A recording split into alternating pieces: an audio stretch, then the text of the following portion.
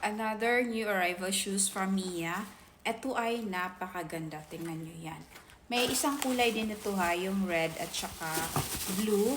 Ito is black and gold. Ang ganda nito. Tingnan nyo yung color combination niya. Gold at saka black. Yung logo, panalo. Parang tunay. Dito yung spike niya, white. Tapos cream yung kulay nito, hindi white. Mukha talaga siyang mamahalin. Magkano lang to? 300 plus peso. Very affordable. Magaan pa itong sapatos na to. Tapos, tingnan nyo, ang lambot din niya. Kung naghahanap kayo ng mga ganitong design na looks mamahalin pero very affordable, dito na kayo, mag-check out na kayo dyan sa Yellow Basket. Sulit yung purchase nyo nito, hindi kayo magsisisi. Ang ganda talaga ng sapatos na to. Walang makikitang brand dyan. O, ganyan siya.